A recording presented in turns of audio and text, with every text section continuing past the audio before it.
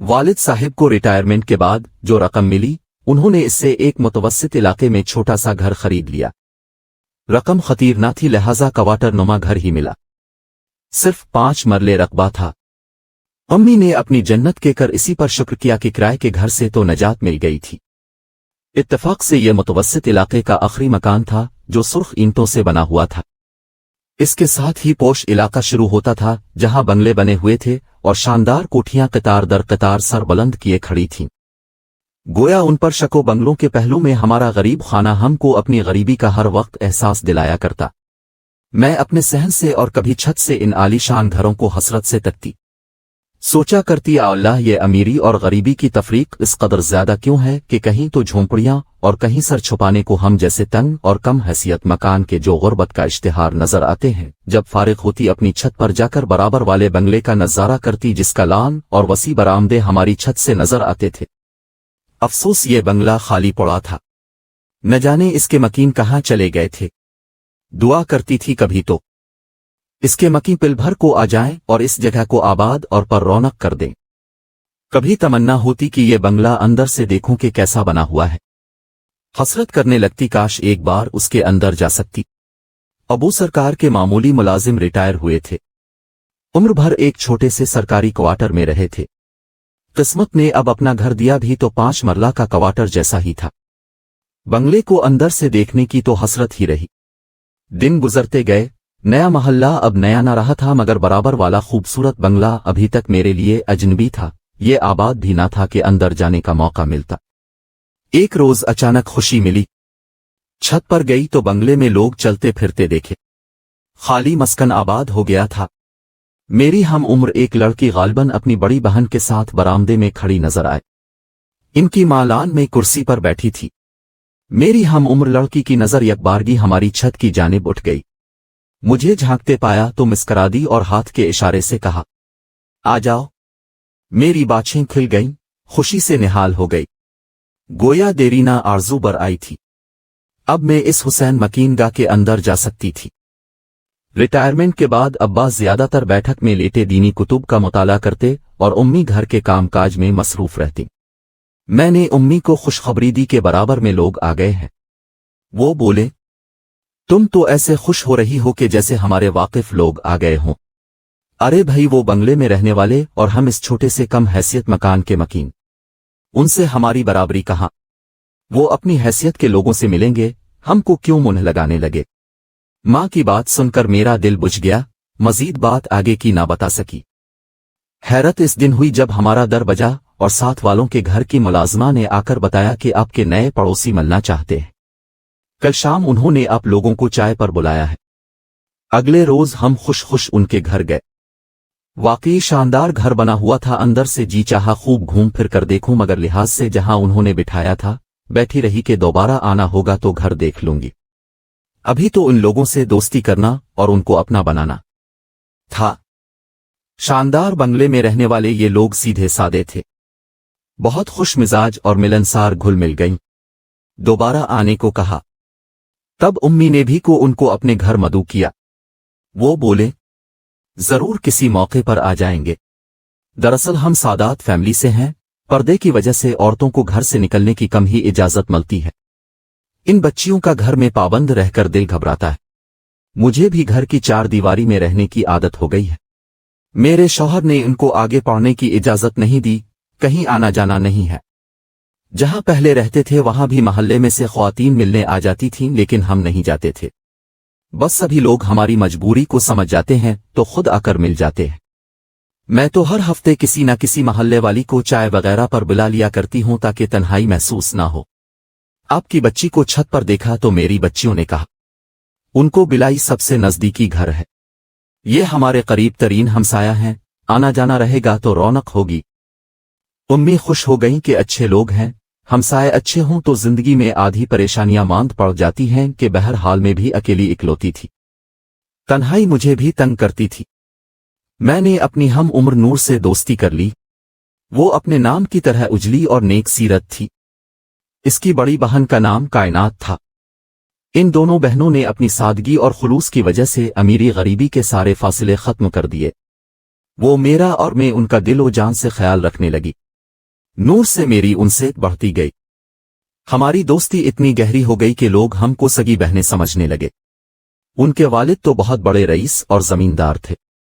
उनके पास जिंदगी की हर सहूलत थी, सिवाय इसके कि कहीं आने जाने और घूमने फिरने की आज़ादी न थी। वालिदा किसी करीबी अजीज के हमरा ही ये अपनी गाड़ी में कभी कभार बाहर निकलती थीं। ताहम जो मैं तसव्वुरात में सोचती थी, उनके पास हर वो चीज थी। उनके करीब रहते हुए मैंने उनके घर में खुशी नाम की कोई चीज ना देखी। तब मैं उम्मी से कहती, अम्मी आखिर इन लोगों की हयात इस कदर बेरौनक, बदमजा और जिंदगी आरी क्यों है? नूर के वालिद भी कभी कभार घर आते हैं, वो न जाने कहाँ रहते हैं।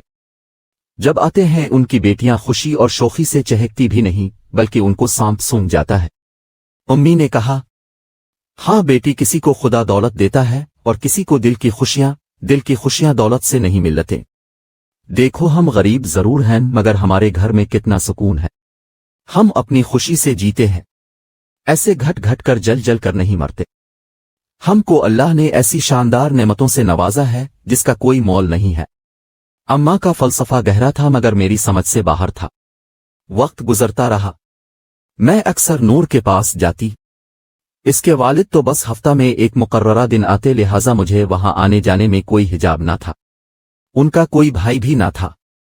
एक रोज अचानक पता चला कि नूर के वालिद वफात पा गए हैं और उनकी तदफीन उनके बेटे करेंगे जो कि दूसरी बीवी से थे।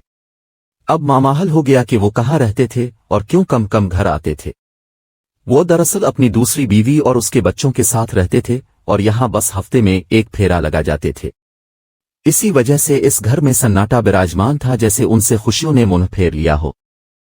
कुछ दिनों बाद नूर की वालिदा ने उम्मी को बताया कि उसके शौहर अपने बेटों के नाम सारी जायदाद और जमीन कर गए हैं।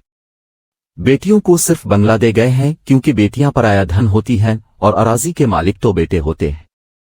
ये सुनकर उम्मी को दुख हुआ कि यह शख्स अपनी बच्चियों से नाइंसाफी कर गया है। नूर की सौतेली माँ अच्छी औरत ना थी, वो तंग नजर तंग दिल थी, तभी इसके बेटे भी अपनी उन सौतेली बहनों से नहीं मिलते थे। उसने उनके जहनों में बचपन से ही नफरत भर दी थी। बाप की वफात के बाद उन लोगों ने बहनों से कोई नाता वास्ता ना रखा था और ना ही बाप के छोड़े हुए सरमाए से कुछ दिया, हर शय पर कब्जा कर लिया। ये वक्त इन माँ बेटियों पर किसी क़यामत से कम न था। एक बंगला जरूर था जो उनके सर छुपाने का आसरा था, जिसमें ये रहती थीं, और शौहर ने नूर की माँ के नाम 2 दुकानें भी कर रखी थीं जिनका किराया आता था। इस किराया पर उनकी गुजर औकात होती, जबकि करोड़ों की जायदाद पर दूसरी बीवी हकदार ठहरी। नूर की वालिदा हयात बीबी बहुत शरीफ, नेक, साबिर और शाकिर और खानदानी औरत थीं। हमने तो अपनी आंखों से देखा कि किस तरह हिम्मत और जुर्रत के साथ शौहर के बगैर उन्होंने हालात का मुकाबला किया। नूर ने तालीम को खैरबाद के दिया था।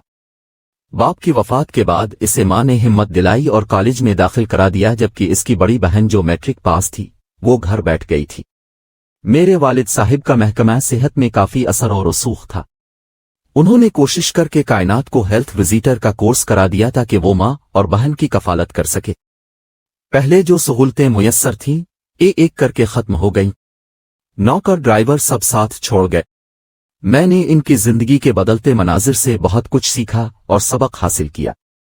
ऊंचे और शानदार घर के अंदर भी वो रोया और सस्का करती थीं और उनके आंसू थमने का नाम ना लेते थे। नूर ने FA के बाद ब्यूटी पार्लर का कोर्स किया और घर में पार्लर खोल लिया ताकि तेज रफ्तार वक्त का साथ दे सके। आंटी की अब यह ख्वाहिश थी कि उनकी दोनों बेटियों की किसी अच्छी जगह शादियां हो जाएं, लेकिन कहीं मेल मिलाप न होने की वजह से वो बच्चियों के रिश्ते खुद तलाश करने से कासिर थी।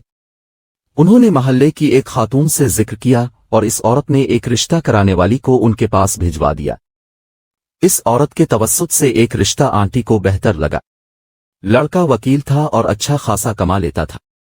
लोग तो अजनबी थे, मगर उन्होंने आंटी को दिल मुंह लेने वाली बातों से अपना बनाकर शीशे में उतार लिया। यूं अयाज खान से आपी की शादी हो गई। आंटी की मजबूरी ये थी कि हर हाल में बच्चियों का रिश्ता उन्होंने सादात घराने में करना था। इन लोगों ने खुद को सादात बताया था, मगर वो सादात ना थे, उन्होंने झूठ बोला था। दरअसल उन्हें आंटी के शानदार बंगले ने लुभा लिया था, जिसकी वारिस ये दोनों बहनें थीं। इन लोगों का ख्याल था कि दोनों बहनों से 2 भाइयों का नाता जोड़ लेंगे तो सारा बंगला हमारा हो जाएगा। शादी से पहले किराए का बंगला लेकर उन्होंने उसे अपना जाती घर जाहिर किया। आंटी बेचारी कहाँ से तस्दीक जांच पड़ताल करती, वो तो घर से कदम भी ना निकालती थीं। उन्होंने उनकी हर बात का एतबार कर लिया। जल्द ही वकील साहब ने रंग दिखाने शुरू कर दिए। पहले घर दामाद बन गए, आंटी को एतमाद में लिया, बंगले का जायदाद टैक्स, दुकानों का किराया गरज हर मरहले पर मदद करते और तमाम काम अपने जिम्मे ले लिए। इसके बाद उन्होंने धोखे से कोठी के कागजात हथिया लिए और बीवी को कुछ मसले मसाइल बताकर कागजात पर दस्तखत करा लिए, जिसका इल्म आंटी को ना हो सका। उन्होंने कोठी अपने नाम करा ली और एक दिन बीवी से झगड़ा करके उनको घर बदर करने के दर पे हो गए। आंटी और उनकी बेटियां रोती हुई अबू के पास आए और तमाम अहवाल बताया। वालिद साहिब ने कहा, फिलहाल हमारे पास रावी। दामाद ने कोठी पर ताला लगा दिया था। बहरहाल अबू ने वकील करा दिया और खुद मुकदमे की पैरवी अपने हाथ में ले ली। 5 साल केस चलता रहा और आंटी बेचारी बच्चियों के साथ दरबदर रही। आखिरकार केस जीत गईं। इस नाबकार दामाद से छुटकारा मिला। बीवी को इसने तलाक दे दी, लेकिन दोनों लड़कियों के जेवर, कार और घर का सारा सामान ले गया। खाली कोठी और तलाक याफ्ता बच्चियां उनके पास बाकी रह गईं। आंटी ने जिस दामाद को बेटा जानकर आस लगाई थी, इसने नाग बनकर डस लिया। नूर की रुखसती न हुई थी। अयाज ने अपने छोटे भाई से महज निकाह किया था। वो लड़का नूर को तलाक न देना चाहता था, मगर केस में उलझकर उसे भी तलाक देनी पड़ी। यूं ये दोनों बहनें अपने शानदार बंगले के पीछे खार हुईं और घर भी आबाद न हो सके। दुनिया में लालची लोगों की कमी नहीं। खुदा अयाज जैसे चालबाज इंसानों से हर शरीफ लड़की को बचाए। सच है, सर पर अपने मर्द का साया ना हो, जमाने की धूप ऐसे ही झुलसा देती है। आज भी नूर और कायनात स्कूल टीचिंग पर गुजारा करती हैं, जबकि उनकी मां अब इस दुनिया से और दुनिया के दुखों से निजात पा चुकी है।